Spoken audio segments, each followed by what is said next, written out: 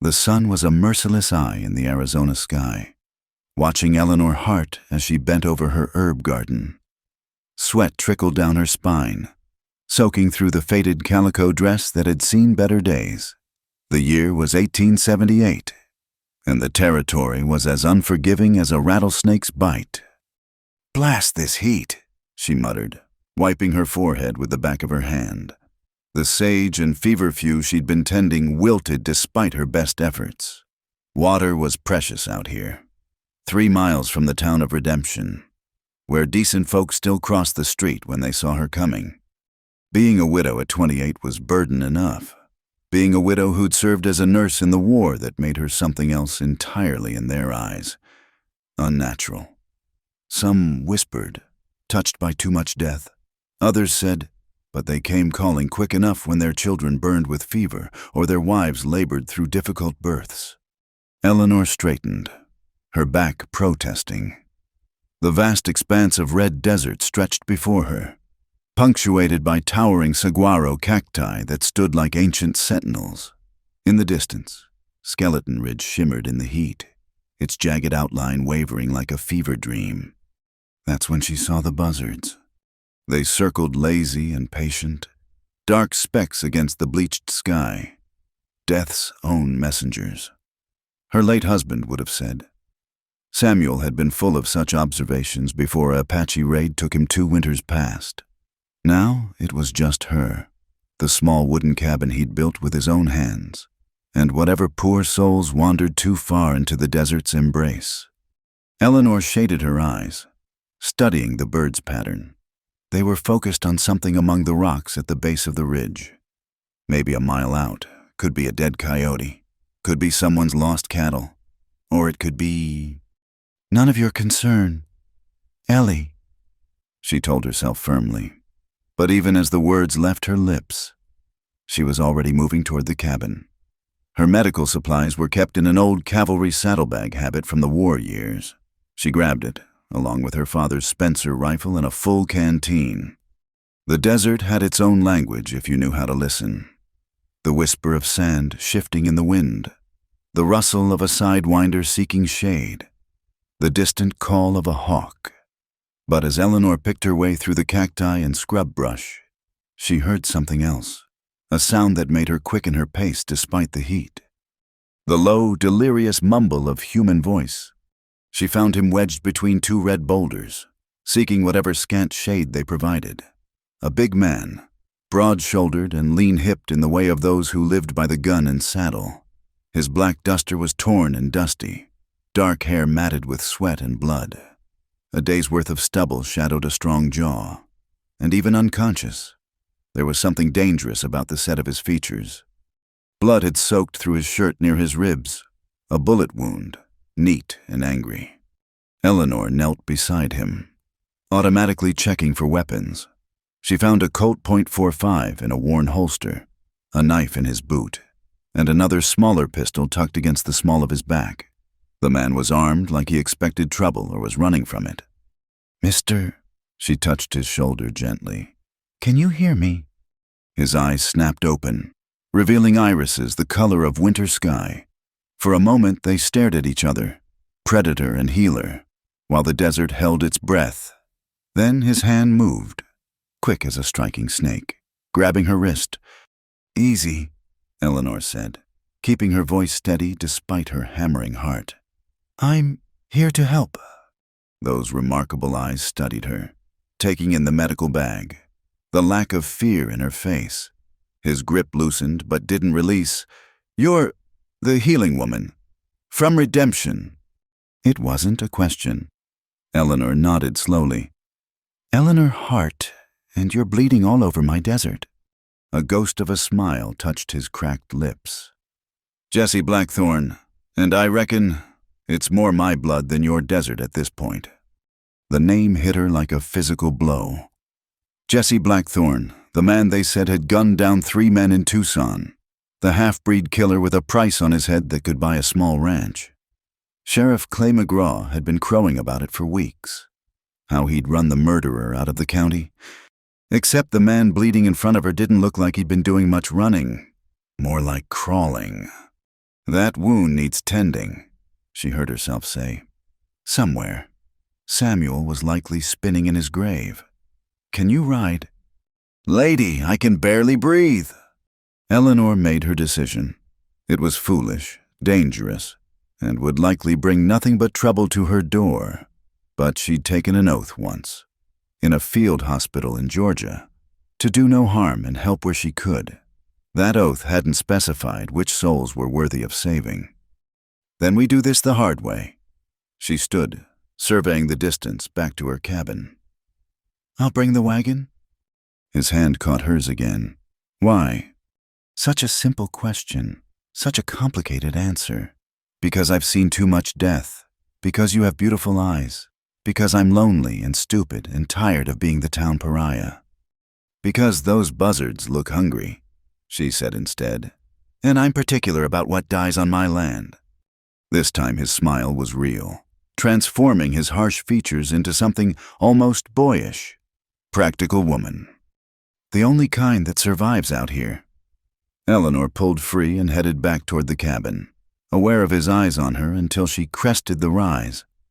The wagon was old but sturdy, the mule obstinate but reliable. By the time she returned, Jesse had managed to prop himself up against the boulder. Sweat beaded his forehead, and his breathing came in short, pained gasps. Still with us, Mr. Blackthorn. Barely. He tried to help as she maneuvered him into the wagon bed, but mostly she managed alone. Those years of moving wounded soldiers had given her strength most wouldn't expect from her small frame. The journey back was torture for them both, him trying not to cry out with each bump and rut, her trying to avoid the worst of them while urging the mule to hurry. The sun was beginning its descent, painting the desert in shades of amber and blood. Eleanor's cabin sat in a cluster of cottonwoods, the only green for miles. A small corral held her horse, and the garden struggled beside the well Samuel had dug their first year. It wasn't much, but it was hers. Getting Jesse inside took every ounce of strength she possessed. He was conscious enough to help, but barely. She deposited him on the sturdy table Samuel had built for eating meals and birthing babies, and now, doctoring wanted men. This is going to hurt, she warned, cutting away his shirt with steady hands. The bullet wound was ugly, but clean, in the flesh between his ribs. No organs hit, by the look of it, but infection was always the real killer. Can't hurt worse than getting shot, Jesse ground out between clenched teeth. Eleanor cleaned the wound with carbolic acid, watching him fight to stay conscious. His hands gripped the table edges, knuckles white, but he didn't cry out, didn't beg, just endured with a stoicism she recognized from too many battlefield operations. You've been shot before, she observed, noting old scars across his chest and arms. Occupational hazard. His voice was getting thinner. You've done this before too. The war. She didn't elaborate. Most folks didn't want to hear about a woman who'd waded through blood and death, who'd held boys' hands as they died calling for their mothers. By the time she'd cleaned, stitched, and bandaged the wound, Jesse was barely conscious. Eleanor wrestled with what to do next. The smart thing would be to leave him on the table, maybe tie him down in case he woke violent. But something in her rebelled at treating any man like an animal, even one with blood on his hands. In the end, she helped him to the small bed in the corner, her bed. But she'd slept in worse places. He collapsed onto it with a groan, those winter sky eyes finding hers one more time. Why? He asked again. Eleanor pulled a blanket over him, noting how young he looked with pain stripping away his defenses. Ask me again when you're not dying. But he was already gone, sliding into the restless sleep of the wounded. Eleanor sat back on her heels, suddenly aware of what she'd done. Jesse Blackthorn was in her bed. The most wanted man in the territory was under her roof, and she'd put him there herself. Outside, the desert wind picked up, rattling the windows like dry bones. It carried the scent of sage and dust and trouble. Tomorrow, word would spread. Tomorrow, Sheriff McGraw would come sniffing around. Tomorrow, her quiet life would shatter like glass under a boot heel. But tonight, she had a patient to tend. Eleanor Hart had survived war, widowhood, and the scorn of righteous folk. She'd survive this too. She just hoped Jesse Blackthorne would do the same. As if in response to her thoughts, he stirred, mumbling something that sounded like a warning, or maybe a prayer. In the lamplight, she could see the mix of his heritage in his features, the strong Celtic jaw softened by Apache cheekbones, black hair that held just a hint of copper where the sun had touched it. Eleanor shook her head at her own foolishness. Noticing such things about a wanted man was dangerous thinking. She'd do well to remember that Jesse Blackthorne brought nothing but trouble, no matter how compelling those eyes or how gentle his unconscious face. The desert night descended complete and sudden, wrapping the cabin in darkness. Somewhere in the distance, a coyote howled, answered by its pack. The sound raised goosebumps on Eleanor's arms, predators calling to predators, hunting in the darkness. She checked Jesse's bandages once more, satisfied that the bleeding had stopped. His fever worried her infection could still claim him despite her efforts, but for now, he was stable. Eleanor made herself a pallet near the stove, her father's rifle within easy reach. Not that she truly feared Jesse Blackthorne would harm her. There'd been something in his eyes, a recognition perhaps, one survivor seeing another. As she settled in for what promised to be a long night, Eleanor allowed herself one moment of bitter amusement. The good wives of redemption already called her shameless, working with her hands like a man, living alone without proper protection. What would they say when they learned she'd taken in their boogeyman? Let them talk. They always did anyway. The wind howled harder, and somewhere in the darkness, those buzzards would be settling for the night, disappointed of their meal. But death was patient in the desert.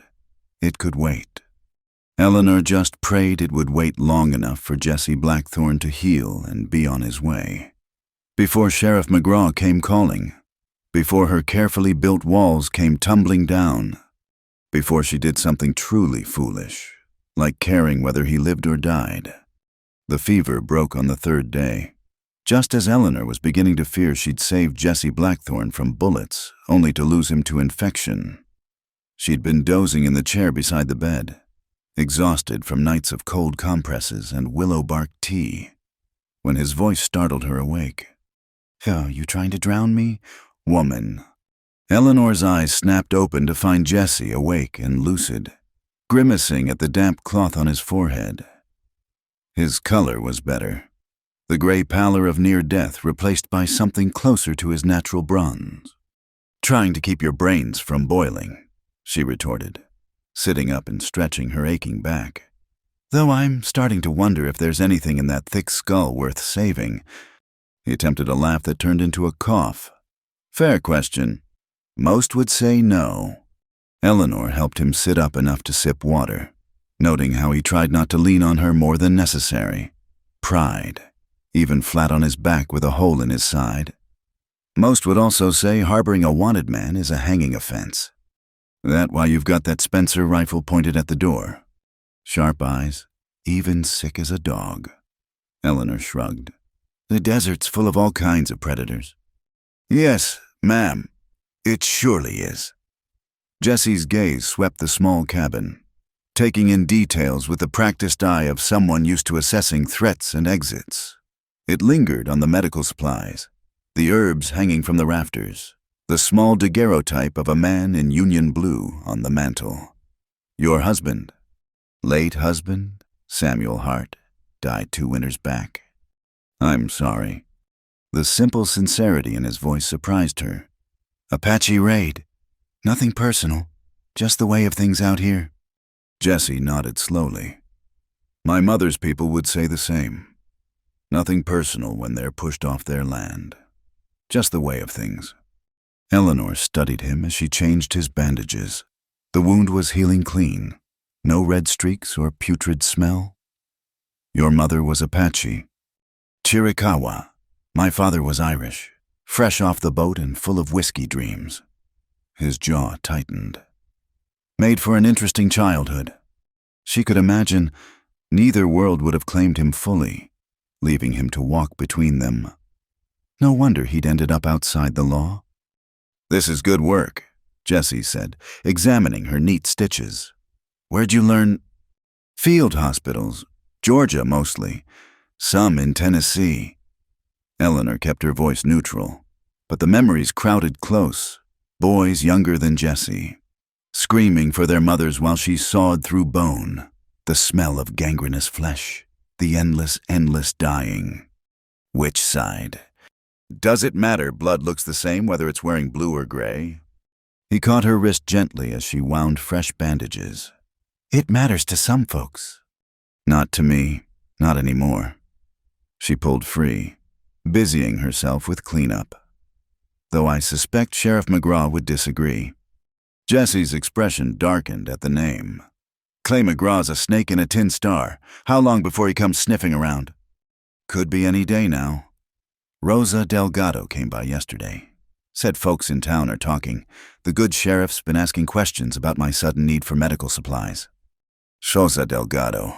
The girl from the cantina." "She helps with birthing sometimes, one of the few in town who doesn't cross the street when they see me coming." Eleanor paused. "She also said McGraw's been meeting with Silas Boone regular-like, planning something." Jessie tried to swing his legs off the bed and nearly collapsed. Eleanor caught him, surprised by her own quick reaction. For a moment they were pressed close, his weight warm against her. And she could smell sage and leather beneath the sickness. "Easy there, gunslinger. You're not going anywhere for a while yet." "Can't stay here." His breathing was labored, but his eyes were fierce. "Won't bring Boone's trouble to your door." Too late for that. Eleanor helped him lie back down, ignoring the way her pulse quickened at his nearness.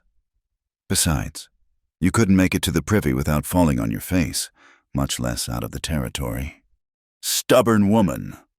Pot calling the kettle black. Mr. Blackthorn." Despite himself, Jessie smiled.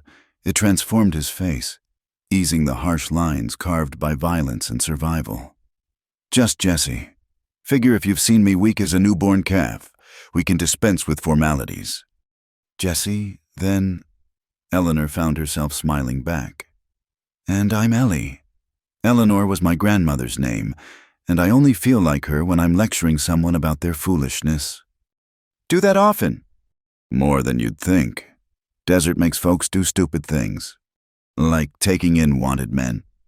Exactly like that. They fell into an oddly comfortable silence. Outside, the wind had picked up again, rattling the loose board on the north wall. Eleanor made a mental note to fix it before winter. If she was still here come winter. If McGraw didn't run her out of town or worse. "I didn't kill those men in Tucson," Jessie said suddenly, "not the way they're telling it." Eleanor busied herself making tea, giving him space to continue if he chose. In her experience, men talked when they were ready, not before. "Boone hired me to guide a surveying party, supposed to be mapping water rights, planning for the railroad expansion." Jessie's voice was bitter.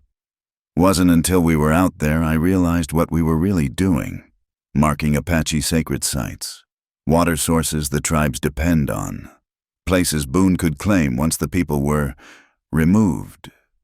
And you objected." "Objected?" Jessie laughed harshly. "I burned their maps, told them exactly what they could do with their blood money. Should have known Boone wouldn't let that stand." Eleanor brought him the tea, noting how his hands shook slightly as he took the cup. "The men in Tucson, Boone's boys, came at me in an alley, figuring 3-on-1 was good odds." His eyes went distant, seeing another place, another time. Maybe it would have been, if they'd been better shots, or if I'd been drunker. "But you defended yourself." "McGraw didn't see it that way. Not when Boone owns half the territory and the other half's scared of him." Jessie's jaw tightened.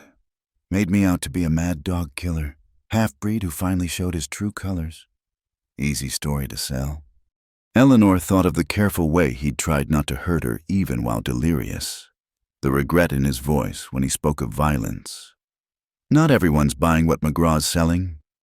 Enough are... He met her eyes. Why aren't you... It was a fair question. Eleanor considered her words carefully. My Samuel used to say you could judge a man by how he treated those weaker than himself. You could have hurt me when you woke up.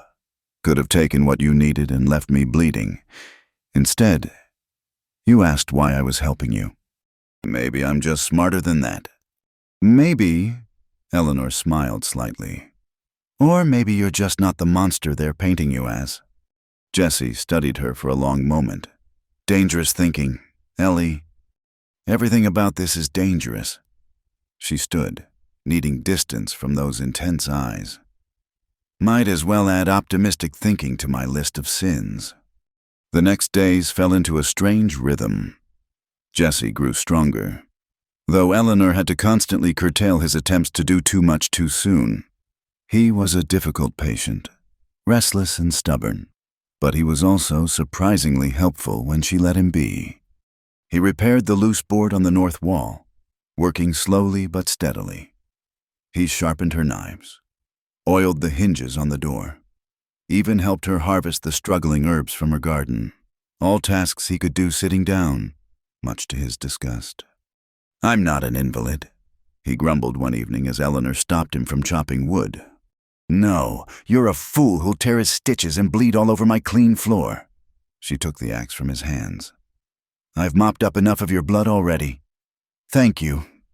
Anyone ever tell you you're bossy? Frequently. Never stopped me before. They were standing close in the fading light, and Eleanor suddenly realized how natural it felt, how dangerous that comfort was. She stepped back, but not before she saw something flicker in Jessie's eyes. Recognition. Maybe, or warning. That night, the temperature dropped unexpected and harsh. Desert winters were like that blazing heat one day, frost the next. Eleanor built up the fire, but the small stove couldn't keep the whole cabin warm. She found Jessie shivering on the bed, trying to hide it beneath the thin blanket. His pride again, not wanting to ask for help. Don't be stupid, she said, bringing him another blanket from her trunk. Freezing to death won't prove anything except that you're too stubborn to live. Pot and kettle again, he managed through chattering teeth. Eleanor hesitated. She had more blankets, but they were threadbare. Barely enough to keep one person warm, let alone two. The practical solution was obvious. The wise solution was something else entirely. Wisdom had never been her strong suit. Scoot over, she said. Ellie. Move over, Jessie. Body heat's the best way to stay warm, and I'll not have you dying of cold after all the work I've put into keeping you alive. He shifted carefully, making room for her on the narrow bed. Eleanor lay down beside him, stiff as a board, achingly aware of every inch between them. The heat from his body was like a furnace, warming her even across the careful distance. This is practical, Eleanor finished firmly. Nothing more. Right, practical. But as the night deepened and the cold pressed against the windows, that careful distance disappeared. Eleanor woke to find herself pressed against Jessie's side, his arm around her shoulders. She should have pulled away, should have retreated to her cold pallet by the stove. Instead, she stayed where she was, listening to his heartbeat, strong and steady beneath her ear. Tomorrow would bring consequences. McGraw would come eventually. The town would talk. Everything would change. But tonight, in the circle of unexpected warmth, Eleanor Hart allowed herself this one moment of peace, this one dangerous comfort in the arms of a man she was supposed to fear. Outside, a coyote howled, long and mournful, a survivor's song in the darkness. Eleanor knew the feeling well. The blizzard came without warning, sweeping down from the mountains like an angry ghost. One moment the sky was clear, the next it was a wall of white fury that swallowed the world whole. Eleanor had seen storms before, but nothing like this nature's violence made manifest in ice and wind.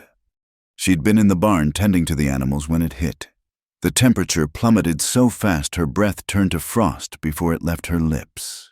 The mule brayed in terror as the wind shrieked through the gaps in the walls, and Eleanor fought to secure the doors against the gale. "Jesse, he was alone in the cabin." Eleanor wrapped her shawl tight and plunged into the white chaos. The wind hit her like a physical blow, stealing her breath and sight. Snow stung her face like needles, and she could barely see her hand in front of her face. The 20 yards between barn and cabin might as well have been 20 miles. She stumbled, fell, pushed herself up with numb fingers. The cold was already seeping through her dress, turning her limbs leaden. Panic clawed at her throat. People died in storms like this, lost between their own barn and house, frozen just steps from safety. Then strong hands caught her, pulled her against a solid chest. Jesse, coatless and bootless, had come for her. "Fool woman!" he shouted over the wind, already guiding her back toward the cabin. How he found his way in the blinding white, she'd never know. Perhaps it was his Apache blood, some inherited instinct for survival, or perhaps it was sheer stubborn will. They crashed through the door together, Jesse slamming it shut against the howling fury outside. Snow swirled in the sudden stillness, settling on their hair and clothes like ash. Eleanor's teeth chattered so hard she couldn't speak, her whole body shaking with cold and reaction. "Strip," Jesse ordered, already pulling blankets from the bed. "Now, Ellie, those wet clothes will kill you." Her frozen fingers couldn't manage the buttons. Jesse cursed softly and helped, his own hands shaking, whether from cold or something else. She couldn't tell. He was all business, peeling away the sodden layers with clinical efficiency, wrapping her in blankets before she could even think to be embarrassed. You came out in the storm," she managed through chattering teeth. "Couldn't let you freeze." He rubbed her arms through the blankets, trying to restore circulation. "What kind of man would I be?" "A smart one with dry clothes." Despite everything, he smiled. "Never been accused of being smart."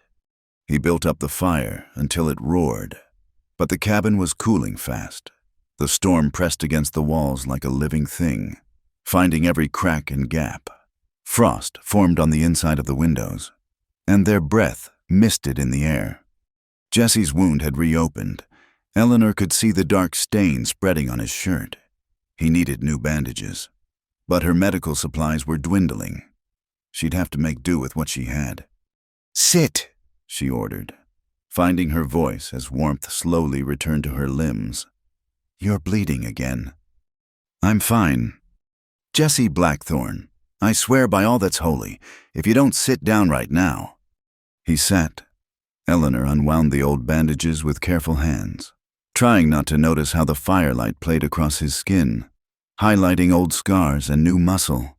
The wound was angry but not infected, bleeding from the exertion rather than any serious damage. "You could have torn it wide open," she scolded, cleaning the area with her dwindling supply of carbolic acid. "Could have bled out in the snow. And then, where would we be? You'd be free of trouble." Eleanor's hands stilled. "Is that what you think, that you're just trouble to me?" "Aren't I?" His voice was rough. "McGraw's coming. Ellie. Maybe not today because of the storm, but soon. And when he does, I'll handle it." She resumed her work, wrapping fresh cloth around his ribs. "I've been handling things on my own for 2 years. This is different." "Why? Because you're here." "Yes." The word hung between them, heavy with meaning. "I should leave. Soon as the storm passes." "You'll die." Eleanor tied off the bandage with more force than necessary. "That wound's not healed enough for hard riding, and you know it." "Better than bringing danger to your door." "My door, my choice." She met his eyes steadily. "Or are you saying I'm too weak to make my own decisions?" "You're the strongest woman I've ever met." The admission seemed pulled from him. "That's the problem. The wind howled louder, and the temperature continued dropping. Eleanor realized her dress was still soaked through. The blankets not enough to ward off the creeping cold. She needed dry clothes, but they were in the trunk by the window too far from the fire's warmth. She tried to stand, but her legs wobbled. The cold had gone deeper than she'd thought. Jesse caught her before she could fall, pulling her against him. "Stubborn," he muttered. "Going to catch your death trying to prove a point." "I need—" Her teeth were chattering again. "Dry clothes, in the trunk." Jesse glanced at the trunk, then at the frost creeping across the floor. "Made a decision." "No, come here." He pulled her down beside him near the fire, arranging blankets around them both. When Eleanor tried to protest about propriety, he cut her off. "Propriety won't keep you warm. We've done this before." That was different. "How?" She couldn't answer, because it wasn't different. Not really, except now she knew the sound of his laugh, the way his eyes crinkled when he smiled. Now she knew he hummed Apache lullabies in his sleep, and that he took his coffee black as midnight. Now she was in danger of caring too much. The storm raged on, turning afternoon into evening without pause. They huddled together by the fire, sharing warmth and silence. Eleanor's dress dried slowly, but the cold had settled into her bones.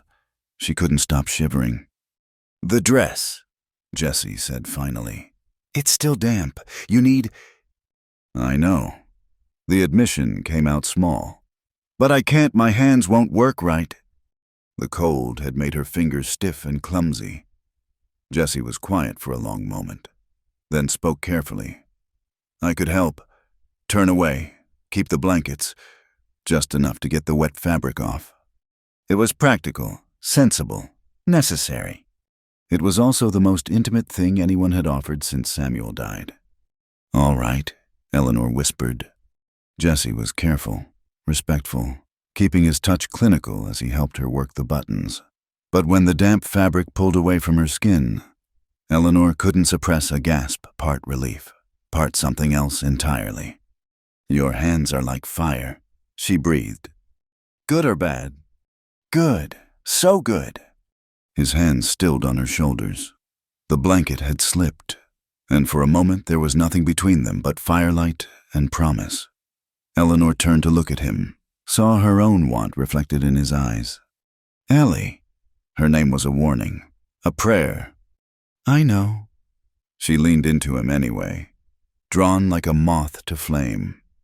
"I know all the reasons why not." "Do you—" "You're wanted. You'll leave. This is just the storm, just the cold." "No." His hand cupped her face, thumb tracing her cheekbone. "It's not just the storm." The wind screamed around the cabin, but inside there was only the crackle of fire and the sound of their breathing. Eleanor felt poised on a precipice, one step from falling. "I should—" she started. "Ask me to let go," Jesse said roughly. "Tell me to move away, and I will." Eleanor looked at him, this dangerous, gentle man who'd walked into a blizzard for her, who treated her with respect when the whole town called her shameless, who was offering her the choice, even now. "Tear my dress," she whispered, the words rising from some deep, hidden place. "The seam's already weak. It'll rip clean." Jesse's eyes darkened.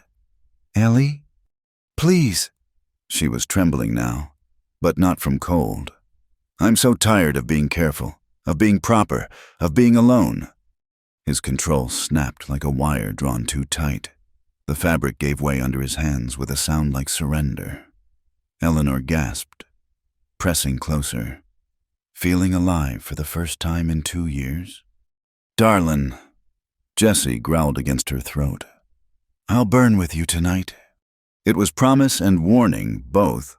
Tomorrow would bring consequences, McGraw. The town, all the reasons this was madness. But tonight, with the storm sealing them away from the world, Eleanor Hart chose the fire. She kissed him like she was drowning and he was air. He responded with desperate hunger, careful of her cold, numbed skin even as passion overtook them. The blankets pooled around them as they came together, two souls seeking warmth in the frozen darkness. Outside, the blizzard raged on, burying the desert in white. But inside the small cabin, there was only heat and need and the sound of her name on his lips like a benediction. When it was over, they lay entwined by the dying fire, skin to skin, heart to heart. Eleanor traced the scars on Jesse's chest, understanding now that each one was a story of survival. "What happens when the storm ends?" she asked quietly. Jesse's arms tightened around her. "I don't know." It was honest. At least, Eleanor closed her eyes, listening to his heartbeat, strong and steady beneath her ear. The storm would end. McGraw would come. Reality would intrude on this stolen moment. But for now, for these few hours carved out of time, they had this, the warmth, the connection, the choice to reach for each other instead of turning away. "No regrets," she said, not quite a question. "No regrets," Jesse confirmed, pressing a kiss to her hair. "Whatever comes next, Ellie, no regrets." The wind howled its agreement, and the fire burned low, and two hearts beat as one in the darkness. Tomorrow would come with all its troubles. Tonight, they burned together, and it was enough. The storm had been gone 3 days when Silas Boone made his move. Eleanor was drawing water from the well when she heard the horses too many for honest travelers, moving too fast for friendly intent. She dropped the bucket and ran for the cabin, but Jesse had already seen them coming. "Get inside," he ordered, checking his Colt. "Bar the door." "Jesse." "Now, Ellie." But it was too late. The riders thundered into the yard, kicking up dust and circling like wolves. Eleanor counted 8 men, all armed, all wearing the hard faces of those who sold their guns to the highest bidder. At their head rode Sheriff Clay McGraw, his tin star glinting in the morning sun like a mockery of justice. Beside him sat Silas Boone himself. Eleanor had seen Boone in town, of course. Hard to miss him with his fine suits and gold watch chain, his way of looking at people like they were cattle to be bought or butchered. He was a small man made large by money and cruelty, with pale eyes that never seemed to blink enough.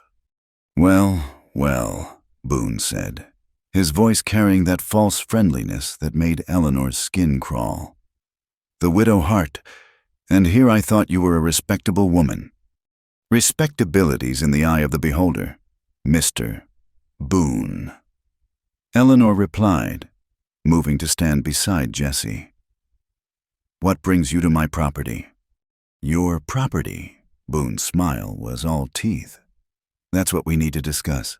You see, I've been going over some old surveys, and it seems there's some question about exactly where your boundaries lie." "There's no question. My husband filed the claim proper. You know that." "Dead men don't hold claims. Mrs., Hart, and women." He shrugged eloquently. "Well, the law's unclear about what exactly a woman can own without a man to speak for her." Jesse stepped forward, hand resting on his gun. "She's got someone speaking for her now." McGraw laughed, an ugly sound. "Jesse Blackthorne, defending women and property rights. Will wonders never cease?" "Cut the games, McGraw," Jesse said coldly. "What do you want?" "Why, of course." McGraw's hand hovered near his own weapon. "Dead or alive? Though Boone here's got a preference." "Dead pays the same," Boone added casually. "Less trouble that way." Eleanor felt rage rise in her throat like bile. You can't just murder a man in cold blood. "Murder?" McGraw affected surprise. "No murder here, ma'am. Just bringing in a dangerous fugitive who killed 3 men in Tucson. Shame if he resists arrest. Real shame if anyone gets caught in the crossfire." The threat was clear. Eleanor's hands clenched into fists, but Jesse caught her arm, gentle but warning. "What's your offer, Boone?" he asked quietly. "Smart man." Boone leaned forward in his saddle. "Simple trade. You come with us, nice and peaceful like, and Mrs. Hart here keeps her land. Maybe I even forget about those surveys I found. And if I don't, then things get complicated. Boone's pale eyes flicked to Eleanor. Accidents happen out here. Barns burn. Wells get poisoned. Women living alone. Well, it's a dangerous world. You bastard! Eleanor spat. Such language from a lady. Boone tutted disapprovingly. See, McGraw, this is what comes of letting women forget their place.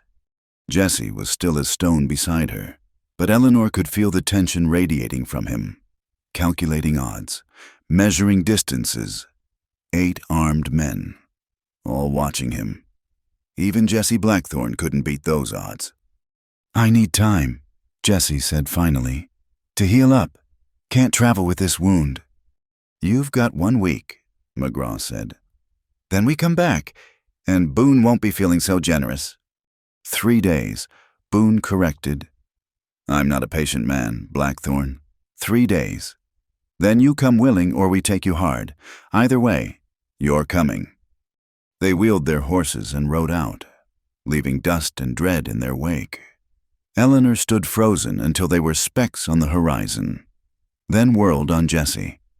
You're not going with them. Ellie? No. She grabbed his shirt, fingers twisting in the fabric. You know what they'll do. There won't be any trial. They'll shoot you the moment you're out of sight of town. And if I don't go, they'll destroy you. His hands covered hers, warm and steady. Boone doesn't make empty threats. He'll take your land, burn your home. I don't care about the land. You should. Jessie's voice was gentle but firm. This is your life, Ellie, your future. I won't be the one to take that from you. Eleanor laughed bitterly. What future, going back to being the town pariah, dying alone out here with nothing but memories? You'll be alive.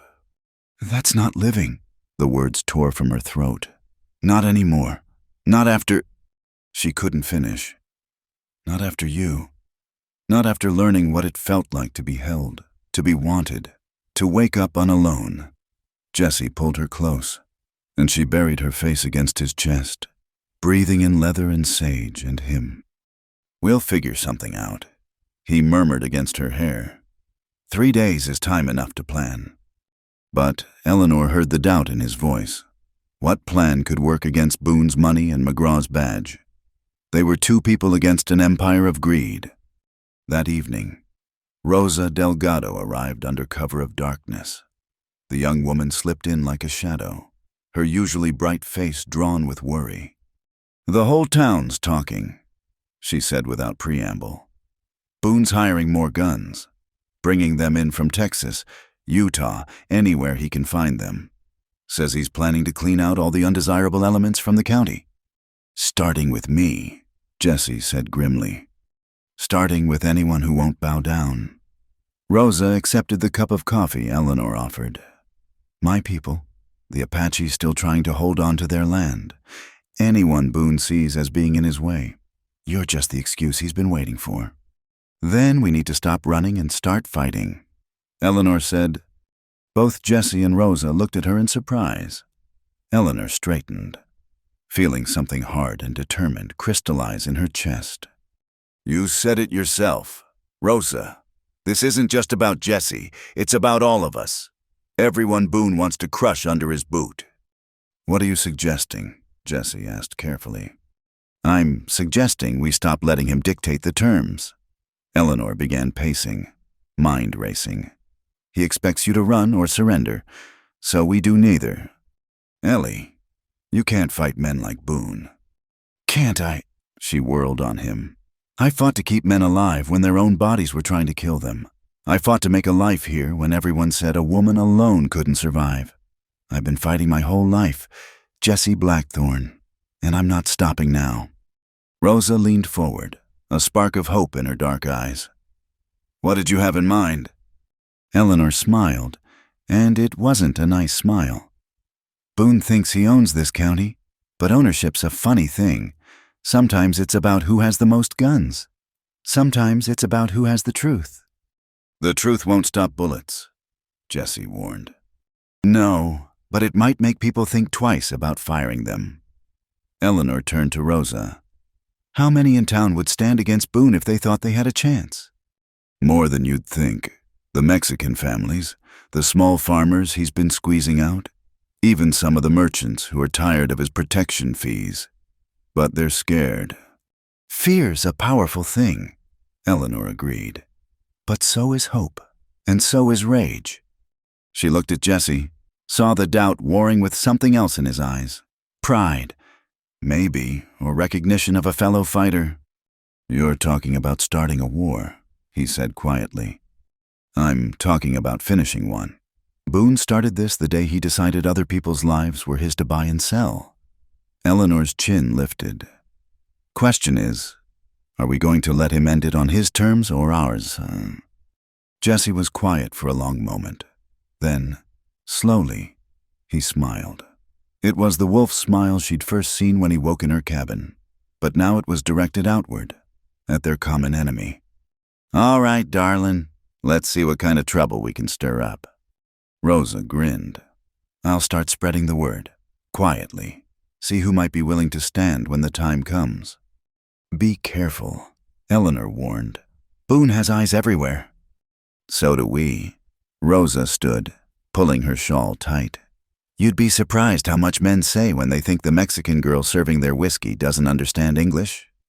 After she left, Eleanor and Jesse sat in the lamplight, planning.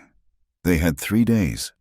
3 days to gather allies, expose Boone's schemes, and somehow survive the storm that was coming. You know this is madness, Jesse said as they finally prepared for bed. Probably. Eleanor checked the load on the Spencer rifle. But it's better than letting them take you. Better than living on my knees. Jesse caught her hand, brought it to his lips. You're a dangerous woman, Ellie Hart. Good. It's about time someone was dangerous to Silas Boone. Outside, a coyote howled, but tonight it sounded less like mourning and more like a battle cry. Eleanor smiled grimly. Boone thought he'd backed them into a corner. He was about to learn what cornered creatures could do. The moon hung like a silver dollar over redemption, casting long shadows down the empty main street. Eleanor crouched behind the water trough outside Murphy's general store, her heart hammering against her ribs. Beside her, Father O'Reilly clutched a scattergun with hands more accustomed to holding rosaries. Never thought I'd see the day, the old priest muttered. Lord, forgive me. He will, Eleanor assured him.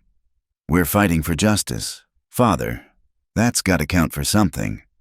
Across the street, she could see Jesse positioned on the roof of the hotel, rifle ready. Rosa had done her work well when word spread that Boone was coming to take Jesse by force. The town's forgotten and oppressed had quietly taken positions throughout Redemption. Mexican farmers, Apache scouts who'd refused to leave their ancestral lands. Small ranchers Boone had been squeezing out, all waiting in the darkness. They didn't have to wait long. The thunder of hooves announced Boone's arrival. 20 men, maybe more, rode into town like conquering armies of old. At their head, Sheriff McGraw held a torch high, the flames casting demonic shadows on his face. Blackthorn, McGraw's voice echoed off the buildings. Time's up. Come out peaceful, or we burn the whole damn town looking for you. Eleanor saw curtains twitch in windows, townsfolk peering out at the drama unfolding in their streets. Good. Let them see. Let them remember who brought violence to their doorsteps.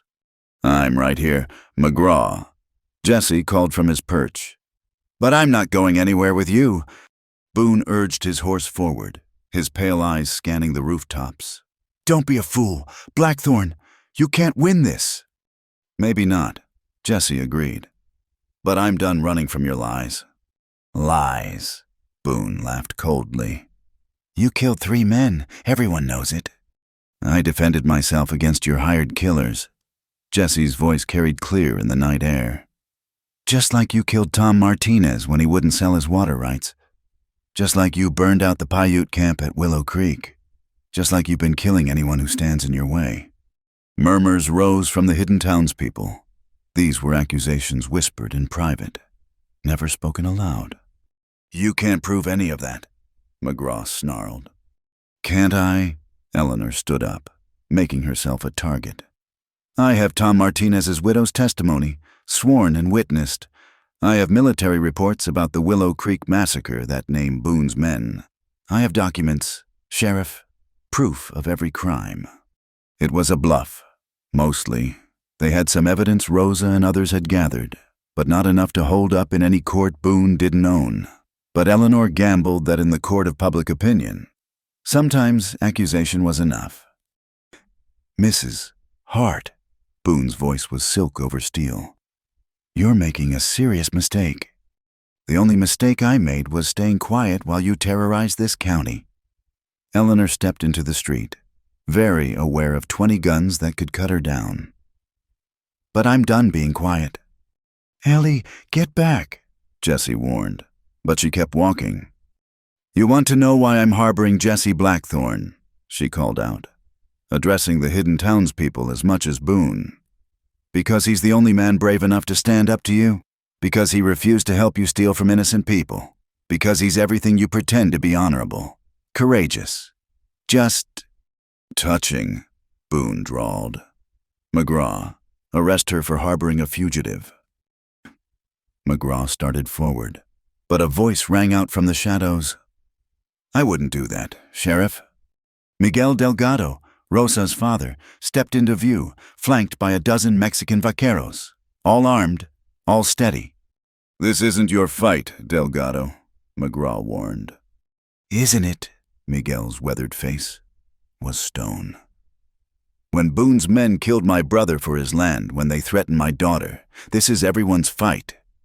More figures emerged from the darkness. Joseph Standing Bear, the Apache scout who'd served with the cavalry before Boone had him dismissed on false charges.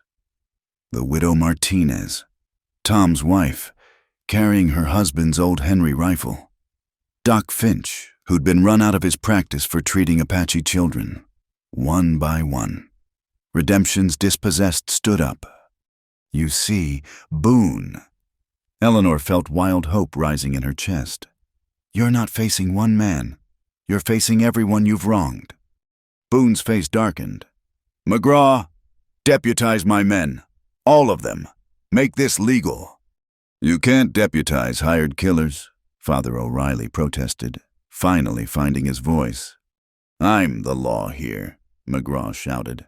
"I can deputize whoever I damn well please." "No," another voice said quietly. "You're not." Everyone turned as Judge William Thornberry walked out of the courthouse.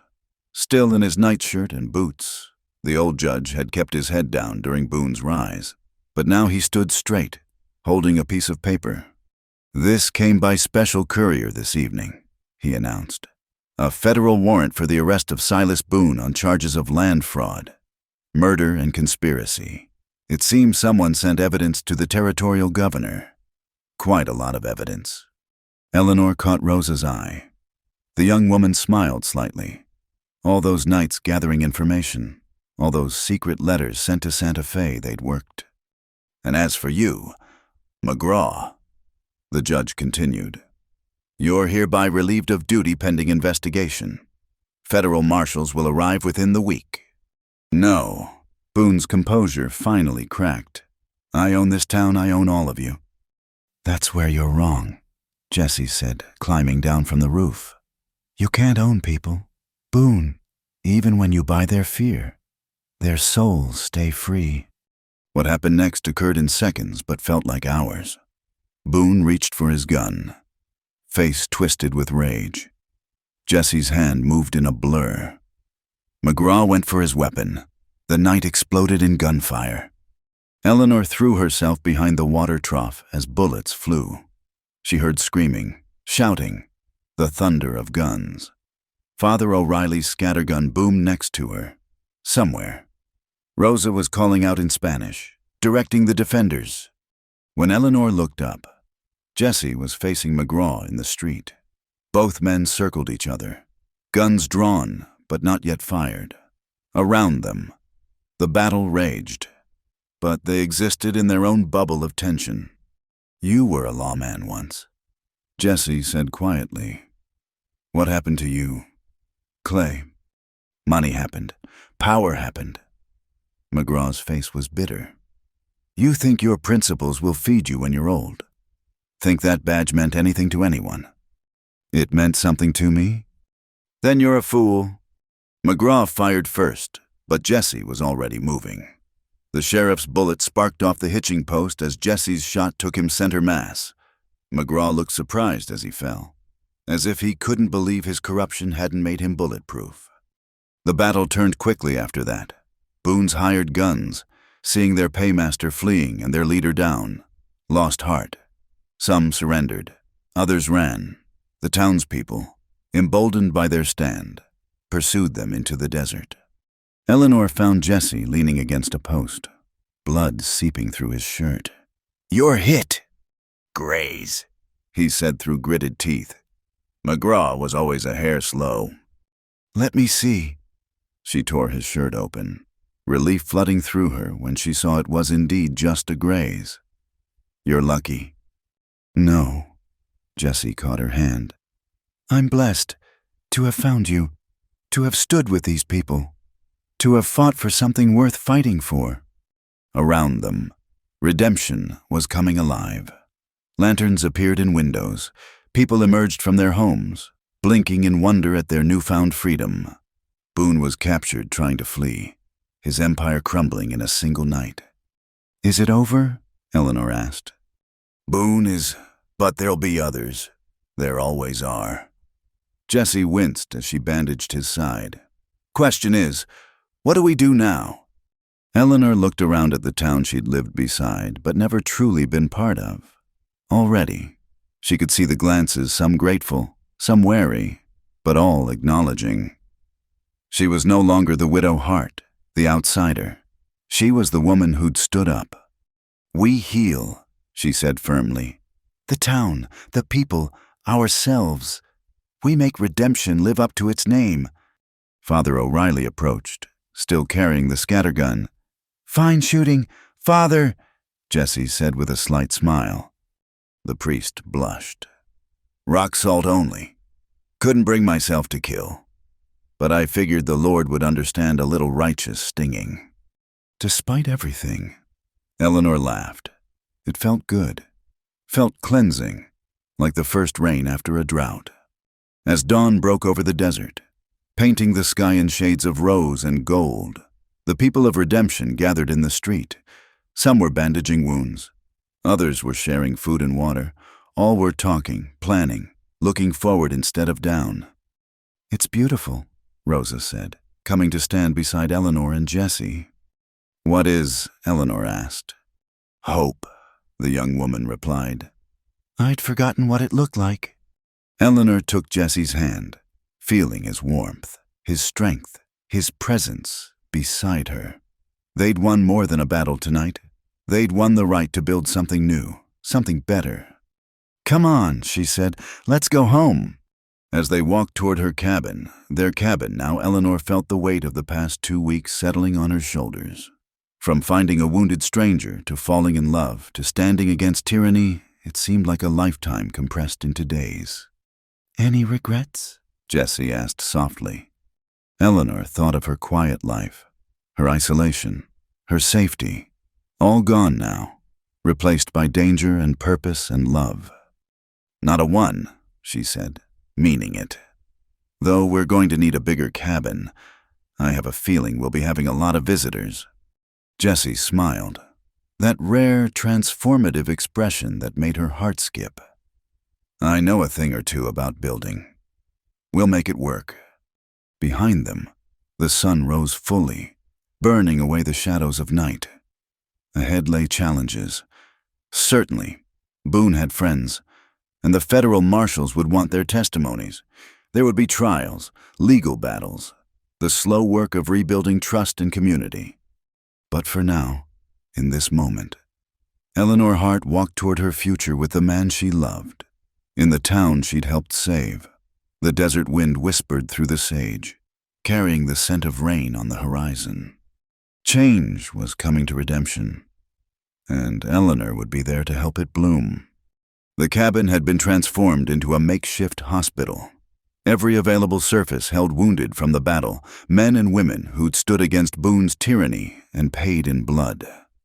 Eleanor moved between them like a ghost, her hands steady despite her exhaustion, her voice calm despite the chaos in her heart.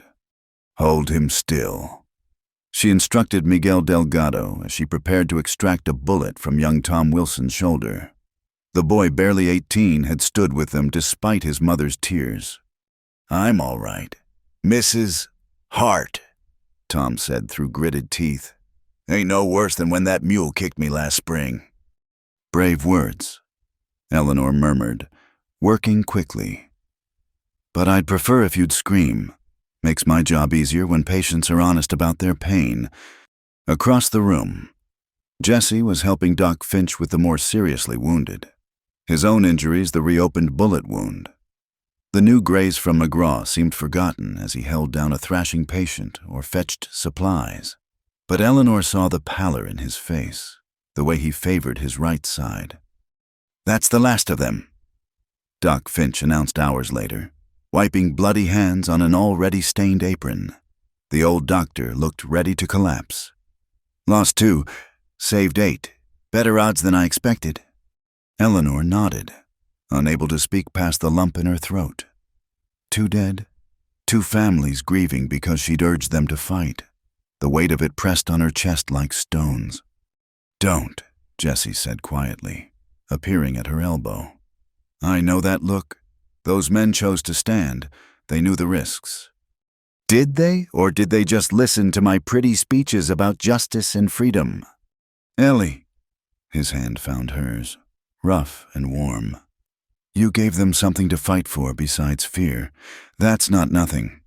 Father O'Reilly entered, his face grave. "I've given last rites to the fallen, Miguel Rodriguez and John Standing Bear. Good men, both." "John—" Eleanor closed her eyes. The Apache scout had 3 children. His family. Being cared for, the whole community stepping up. The priest managed a tired smile. "That's what you've built here, Eleanor. Not just a battle won, but people remembering how to care for each other." Rosa burst through the door, her usual energy dampened by weariness. The federal marshals just arrived, 3 of them, wanting to talk to everyone about Boone. "Let them wait," Eleanor said sharply. "These people need rest, not interrogation." "That's what I told them. They're setting up in the courthouse. Said they'll start taking statements tomorrow." Rosa hesitated.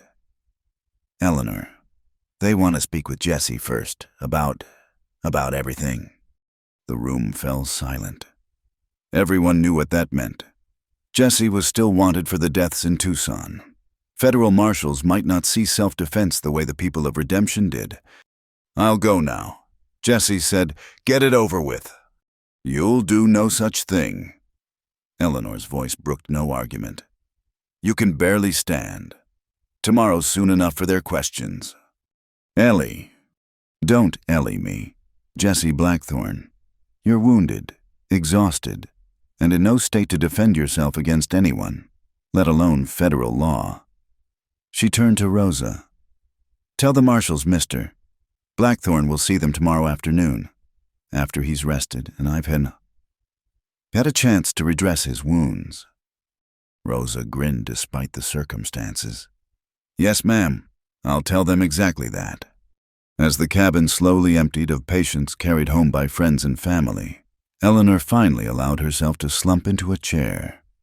Her hands, so steady during the crisis, now shook like autumn leaves. "Here."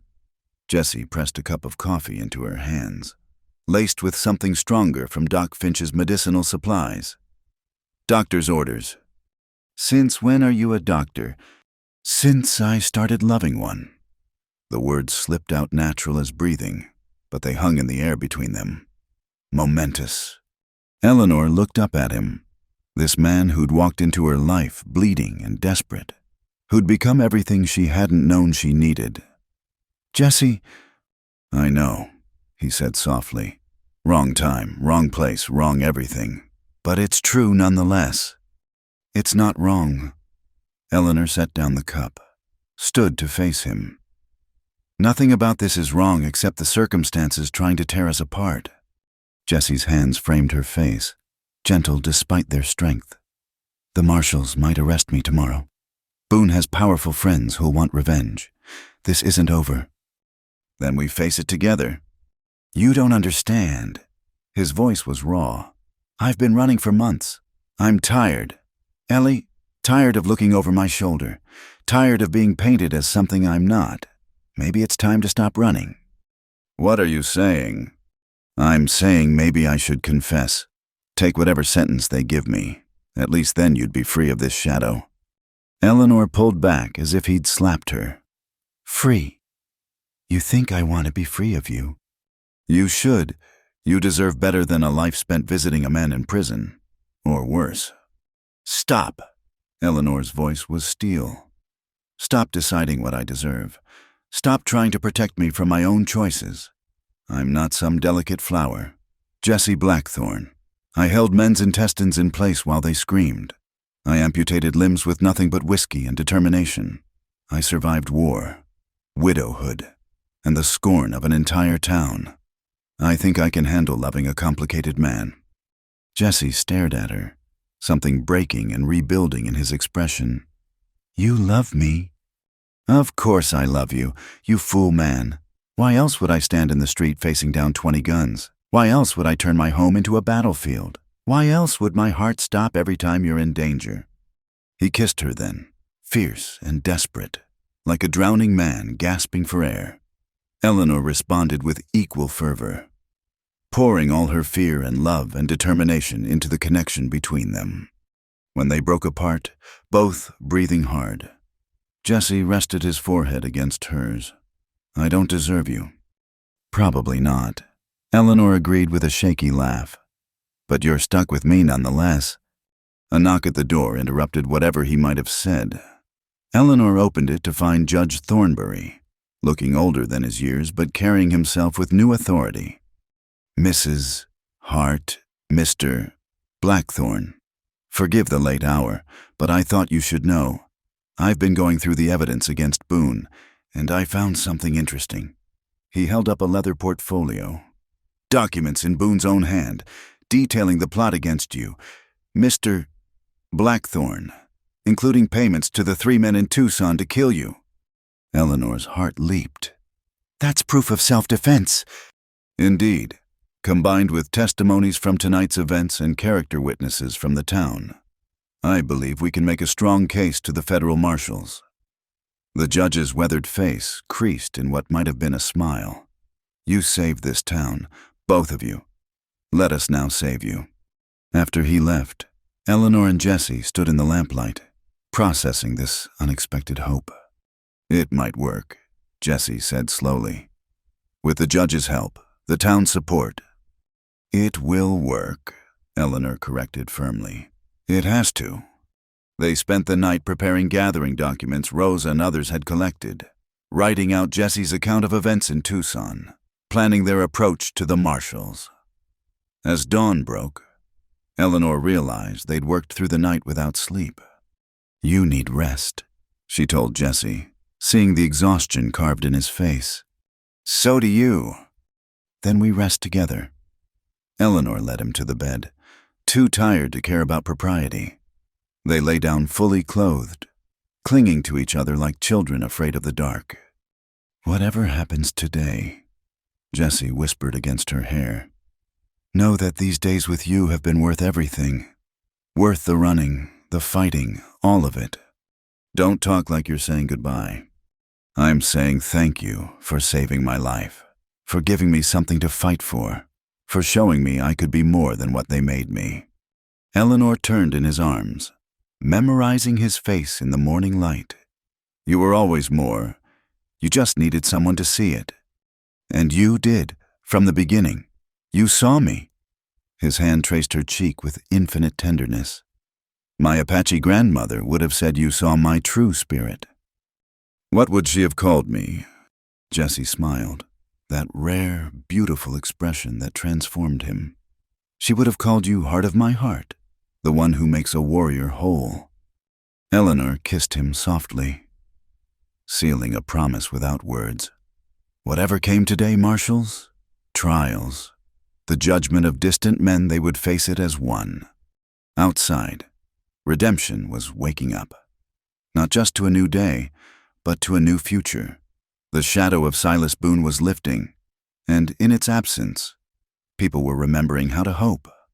Eleanor rose and prepared for battle once more, not with guns this time, but with truth, testimony, and the power of a community united. She would fight for Jesse's freedom with every weapon at her disposal: legal arguments, moral authority, and, if necessary, the kind of stubborn determination that had kept her alive through war and wilderness. "Ready?" Jesse asked, standing beside her at the door. Eleanor straightened her shoulders, lifted her chin. "I've been ready since the day I found you bleeding in my desert. The question is whether the world's ready for us. Only one way to find out." They stepped out together into the morning light, walking toward the courthouse and whatever justice awaited them there. Behind them, the cabin stood empty, but not abandoned, waiting for their return, for the life they would build if given the chance. The battle for redemption had been won. Now came the battle for their future, and Eleanor Hart had no intention of losing. 6 months had passed since the night redemption earned its name. The courthouse, once a symbol of Boone's corrupted law, now stood proud under fresh whitewash. Eleanor paused outside it, adjusting the simple blue dress she'd worn for the occasion, not black anymore, not the widow's weeds she'd clung to for so long. "You clean up nice, Mrs. Hart," Jesse said from behind her, and she turned to find him in his new deputy's badge, the star catching the morning sun. "That's soon to be Mrs. Blackthorn to you, deputy," she corrected with a smile that still felt new on her face. The federal marshals had stayed 3 weeks, taking testimony from everyone who'd stand still long enough to talk. In the end, faced with overwhelming evidence of Boone's crimes and Jesse's justified actions, they'd not only cleared his name, but recommended him for the very badge he now wore. "Still can't believe they made me a lawman again," Jesse murmured, fingering the star. "I can—" Eleanor straightened his string tie with practiced hands. "You were always meant to stand for justice. Just took a while for justice to catch up with you." Inside the courthouse, it seemed half the town had gathered. Father O'Reilly stood at the makeshift altar, his weathered face beaming. Rosa Delgado had woven wildflowers into garlands that hung from every surface, filling the space with color and life. "Nervous," Eleanor whispered as they took their places. "Terrified," Jesse admitted. "Faced down plenty of guns in my time, but this—" he gestured at the expectant crowd. "This is something else entirely." Judge Thornberry cleared his throat. "Dearly beloved, we are gathered here today to witness something this town hasn't seen in too long, a celebration of hope over fear, love over hatred, community over division." Eleanor barely heard the formal words. Her attention was caught by the faces in the crowd. Miguel Delgado, standing proud with his vaqueros, the widow Martinez, smiling for the first time since her husband's death. Doc Finch, sober for 6 months now and running a proper practice again. Even some of the respectable folk who'd shunned her before the banker's wife. The school marm, the minister's daughter, all here to witness her happiness. "The rings," Father O'Reilly prompted, and young Tom Wilson limped forward, still recovering from his wound but grinning wide. He'd appointed himself ring-bearer with all the solemnity of his 18 years. Jesse took Eleanor's hand, sliding the simple gold band onto her finger. "With this ring, I thee wed. With my body, I thee worship. With all my worldly goods, I thee endow." "All your worldly goods," Eleanor murmured. "Just for him. That would be 1 horse, 2 guns, and a bedroll." "Don't forget my good boots," he whispered back, making her stifle a laugh. When it came her turn, Eleanor spoke the words with fierce certainty. This was no young girl's romantic dream, no desperate grab for security. This was a woman's choice, made with eyes wide open to all the challenges ahead. "I now pronounce you man and wife." Judge Thornberry declared, "Mr. Blackthorn, you may kiss your bride." Jessie cupped her face with those gentle hands that could be so deadly when needed, and kissed her like they had all the time in the world. The courthouse erupted in cheers, boots stamping approval on the wooden floor. The celebration moved to the street, where tables groaned under food contributed by everyone. Mexican tamales sat beside German strudel, Apache fry bread next to Irish soda bread. Redemption's diversity. Once a source of division under Boone's rule, now its greatest strength. "Never thought I'd see the day," said Mrs. Pritchard, the banker's wife who'd once crossed the street to avoid Eleanor. "You've done something wonderful here, Mrs. Blacko. It's still so strange to say." "Good strange, I hope," Eleanor replied. "The best kind." The older woman's eyes grew soft. "My sister back east, she's a nurse too, learned during the war. Like you, I was always so proud of her, but I was too afraid to say anything when you came to town. Afraid of what people would think. And now I think being afraid is a waste of good living." Mrs. Pritchard squeezed Eleanor's hand. "Thank you for reminding us of that." As the sun climbed higher, Eleanor found herself pulled aside by Doc Finch. The old doctor looked better than he had in years, clear-eyed and steady-handed. "Been meaning to talk to you," he said. "This town's growing. New families moving in now that Boone's shadow is gone. We need more than one doctor." "What are you suggesting?" "Partnership. You and me. Running a proper clinic. I've got the formal training. You've got the battlefield experience. Together, we could really make something of this place." Eleanor's heart leaped. A real practice, with proper supplies and space to work. "Jessie and I were planning to build onto the cabin, make room for—" "No need. The old Boone house is sitting empty. Judge Thornberry says the town council voted to convert it into a hospital. Fitting. Don't you think turn his monument to greed into a place of healing?" Yes, absolutely." Doc Finch grinned. "Good. We'll start next week. Give you time to settle into married life first." The afternoon wore on in a blur of congratulations, music, and laughter. Eleanor watched Jessie with the Apache children, teaching them a game with stones while their parents looked on with newfound trust. This man who'd been branded a killer, now a protector. This town that had been divided by fear, now united in celebration. As evening approached, Jessie found her sitting on the courthouse steps, watching the festivities. "Tired?" he asked, settling beside her. "Happy," she corrected. "So happy I hardly know what to do with it all." "I know the feeling." He took her hand, thumb tracing the new ring. "Keep expecting to wake up? Find out this was all a fever dream." "If it is, we're sharing the same fever." They sat in comfortable silence, watching Rosa teach the minister's daughter a Mexican dance while Father O'Reilly attempted to learn the steps, his cassock tangling around his ankles. Even Judge Thornberry had been coaxed into the festivities, dignity forgotten as he spun the widow Martinez in a lively reel. "Look at them," Eleanor murmured. 6 months ago, half these people wouldn't speak to each other. Now they're a community." Jessie's voice held wonder. "You did this, Ellie." "We did this, all of us." She leaned into him, feeling the solid warmth of his presence. Boone thought he could own this town by keeping us apart. He never understood that our differences could be our strength. A familiar figure approached through the crowd, Joseph Standing Bear's widow, Sarah, carrying something wrapped in leather. She'd been quiet since her husband's death, grieving in the Apache way. But now she stood before them with purpose. "For you," she said, offering the bundle to Eleanor. "Joseph would have wanted you to have this." Eleanor unwrapped it carefully, revealing a beautifully beaded medicine pouch. the traditional Apache healing bag, decorated with symbols of strength and protection. "Sarah, I can't—" "You can. You will." Sarah's voice was firm. "You are a healer. This belongs with a healer. Joseph saw what you were building here, saw the bridge between worlds. He died believing in that bridge." Eleanor clutched the pouch, tears stinging her eyes. "I'll honor it. I promise."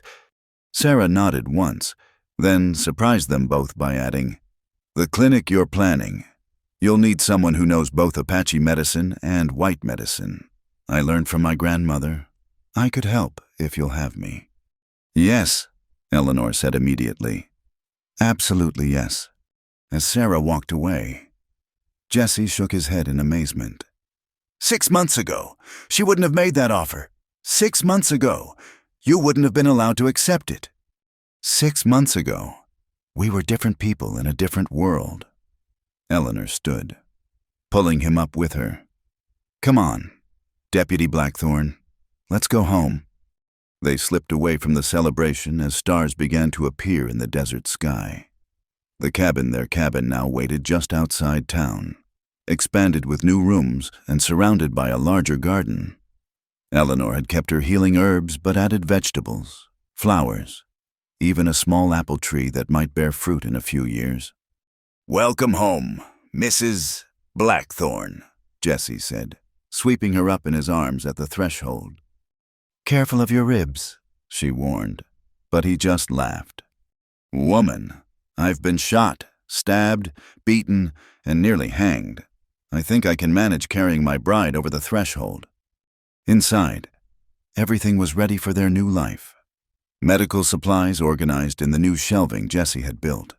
Law books on the desk where he'd study for the cases ahead. 2 rocking chairs by the fireplace, waiting for quiet evenings together. "No regrets?" Jesse asked, setting her down gently. Eleanor looked around their home, thought of the clinic they'd build, the community they'd help nurture, the children they might raise in this place of second chances. "Not one," she said, meaning it with every fiber of her being. "Though I do have one request." "Anything." "No more bleeding in my desert. I've cleaned up enough of your blood to last a lifetime." Jesse pulled her close, his laughter rumbling through his chest. "I'll do my best, Darlin, but you know how dangerous it is out here." "Good thing you married a doctor then." "Good thing indeed." Outside, the desert wind whispered through the sage, carrying the distant sound of celebration from town. But inside the cabin, there was only peace, promise, and the quiet joy of 2 souls who'd found each other against all odds. The sun set over redemption, painting the sky in shades of gold and crimson.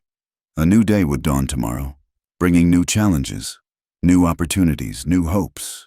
But for tonight, Eleanor and Jesse Blackthorn had everything they needed: each other, a home, and a future worth fighting for. In the harsh beauty of the Arizona territory, where death and life danced on a knife's edge, love had found a way, justice had prevailed, and redemption, at last, had lived up to its name. The desert stars wheeled overhead, ancient and eternal, bearing witness to this small human triumph. In a land that tested every soul who dared call it home, 2 hearts had proven stronger than all the forces arrayed against them. And in that proof lay hope for all who still struggled, still fought, still dared to dream of better days in the American West. Thank you so much for listening to this story. I'd love to hear where you're enjoying this tale from, whether you're listening during your commute, relaxing at home, or perhaps even somewhere in the American Southwest where our story took place. Please share your thoughts in the comments below. And don't forget to subscribe to Wild West Night for more stories of courage, love, and adventure in the Old West. If you enjoyed Eleanor and Jesse's journey, please hit that like button and give us a hype to help more people discover these tales of the frontier. Until next time, partners, keep riding toward your own redemption.